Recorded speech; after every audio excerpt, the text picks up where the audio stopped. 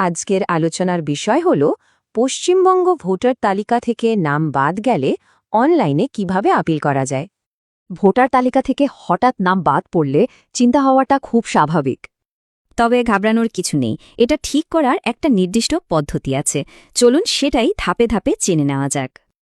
আমরা শুধু অনলাইন পদ্ধতি নিয়েই কথা বলবো, কারণ এটাই অভিযোগ জানানোর সবচেয়ে সহজ আর সরাসরি উপায়।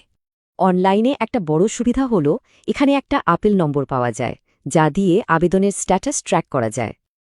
আচ্ছা, আবেদন করার আগে কিছু কাগজপত্র কিন্তু গুছিয়ে নিতে হবে, আর সবকটা স্ক্যান করে একটা পিডিএফ ফাইল বানিয়ে নেবেন। প্রথমে যেতে হবে ভোটার্স পোর্টালে। যারা নতুন তাদের আগে সাইন আপ করে নিতে হবে। ড্যাশবোর্ডে সাবমিট আপিল অপশনে গিয়ে হিয়ারিং নোটিসের রেফারেন্স নম্বরটা দিয়ে শুরু করতে হবে। এটা করলেই সিস্টেম আপনার রেকর্ড খুঁজে বের করবে আর নাম আর বাদ পড়া ভোটার নম্বরটা স্ক্রিনে দেখাবে।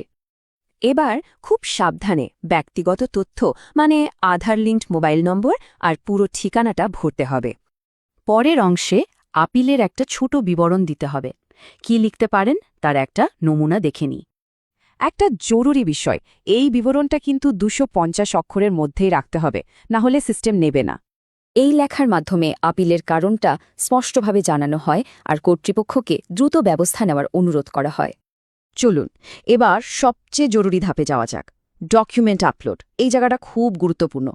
যদি হিয়ারিংয়ে উপস্থিত থেকে থাকেন তাহলে নন এক্সপার্টি অর্ডার সিলেক্ট করুন, তারপর নোটিশ আর বাকি সব ডকুমেন্টের পিডিএফ আপলোড করুন।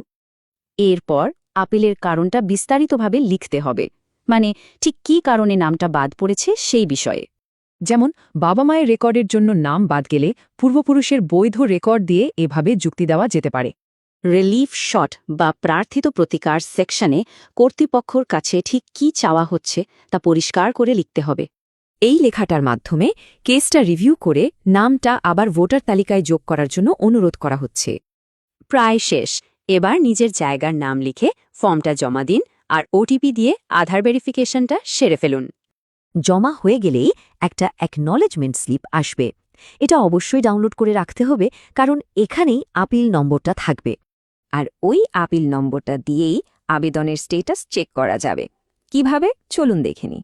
আবেদনের স্ট্যাটাস ট্র্যাক করার পর ডিএম অফিস থেকে হিয়ারিংয়ের জন্য নোটিশ বা ফোন আসবে। এটাই শেষ ধাপ। হিয়ারিংয়ের দিন সমস্ত আসল ডকুমেন্ট সঙ্গে নিয়ে যেতে হবে ভেরিফিকেশনের জন্য। আপিল করাটা তো প্রথম ধাপ।